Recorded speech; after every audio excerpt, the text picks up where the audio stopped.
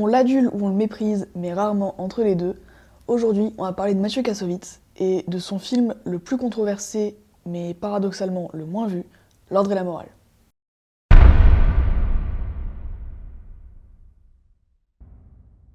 Avril 1988, Ouvéa, Nouvelle-Calédonie.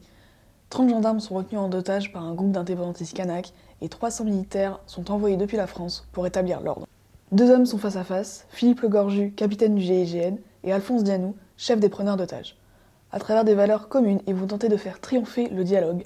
Mais en pleine période d'élection présidentielle, lorsque les enjeux sont politiques, l'ordre n'est pas toujours dicté par la morale.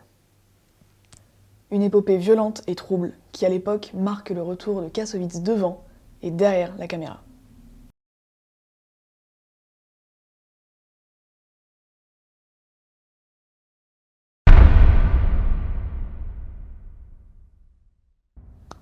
Avant de regarder ce film, je connaissais déjà Kassovitz, La haine étant l'un de mes films préférés.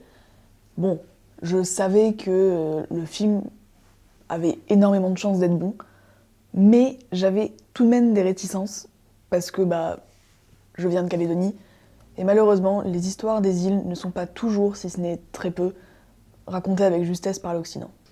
Donc je suis allée voir sur plusieurs sites de critiques et de retours du film à sa sortie, et quand j'ai vu que Kassovitz avait insulté sur Twitter l'intégralité des Césars parce qu'il n'avait pas eu de prix, je me suis dit que ça valait peut-être le coup de le regarder, et que son implication serait pas moindre. Et pour cause, parce qu'avant le tournage, il a fait plusieurs allers-retours en Calédonie pour se renseigner sur ce qui s'est passé en 88. Ça peut paraître peu, mais la Calédonie c'est loin, entre les 24 heures d'avion pour y arriver et les 9 à 10 heures de décalage horaire.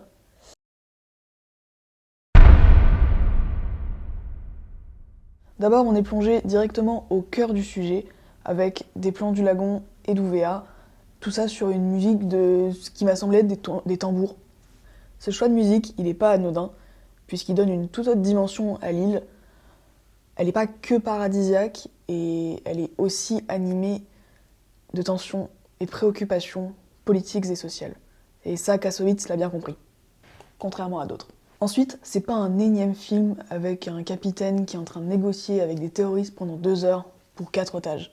On suit un conflit dirigé par des bureaucrates plantés dans leur tour d'ivoire et où les insurgés, à la base pacifiques, n'ont pas été entendus en 135 ans.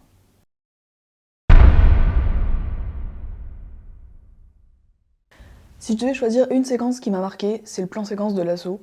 Après vérification, c'est juste un plan très très long, c'est pas un plan séquence.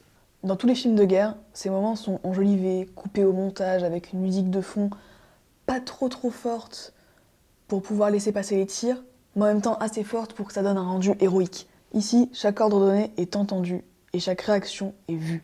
Quand le stress monte pour le capitaine, par exemple, on le sent à travers une caméra épaule qui tremble et à travers son visage qui se crispe. C'est à ce moment-là qu'on voit qu'il perd définitivement le contrôle de la situation. En fait, le réalisateur, il nous met à la place d'un soldat pour nous montrer ce que c'était Ouvéa le 5 mai 88. Parce que si tout le monde sur le continent appelle ça des événements, dans les faits, c'était une guerre.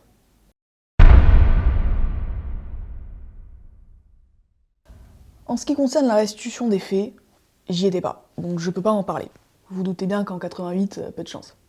Mais pour la restitution du peuple, de la manière de vivre, des lieux de vie, on y était totalement. Que ce soit les expressions, les langues qui sont parlées, jusque dans la culture, on voit que Kassovitz y a mis vraiment tout son cœur pour essayer de comprendre tout ça et pas juste faire un énième film avec un point de vue extérieur. Il a voulu montrer que derrière ces paysages de cartes postales, il y a une culture et un peuple qui souhaite être écouté. En fait, la France voit encore la Calédonie comme une colonie et finalement tout en bas de l'échelle puisqu'elle est à l'autre bout du monde. Et quand on voit la différence entre la qualité de vie à Ouvéa et celle au Haut-Commissariat avec le ministre et ses œufs au plat et ses chemises repassées, on sait que le peuple calédonien n'a jamais vraiment été la priorité de l'État. Il y a quelque chose que j'ai apprécié dans ce film, c'est que les passages en langue sont pas sous-titrés. Dans tous les films multilingues, il y a quand même des sous-titres pour que tout le monde puisse comprendre ce qui se dit. Et là, rien. Et ça donne à Kassovitz un tout nouveau degré de compréhension de la dynamique France-Calédonie, qui est le vivre ensemble. En effet, ça fait des centaines d'années qu'on est un peuple multiculturel, et que beaucoup d'entre nous parlent une langue différente à la maison qu'à l'école. Mais ce vivre ensemble, malgré des tentatives depuis des années, la France ne l'a jamais eu.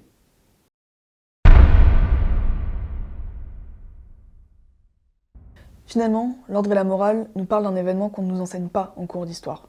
Et pourtant, il fait partie de l'histoire de la France, non? On nous répète depuis des années que la Calédonie est française, mais elle est jamais considérée. Jamais on nous apprend à l'école ce qui s'est passé à Ouvéa en 88. Sûrement par honte de l'État. En tout cas, si vous voulez vous intéresser à un territoire d'outre-mer encore trop oublié, il suffit pas d'y aller en vacances avec un cocktail au bord de la plage. Venez parler avec les vieux, écoutez nos contes, nos croyances, nos histoires. Venez découvrir nos plats et nos habitudes. Mais en attendant de faire ce pas-là, vous pouvez foncer pour aller voir l'ordre et la morale. Il vous ouvrira l'esprit sur une situation sociopolitique encore trop réelle aujourd'hui. Merci beaucoup d'avoir regardé cette critique, c'est toujours un plaisir de vous faire ça. Je vous fais des bisous, jusqu'à la prochaine fois, et générique.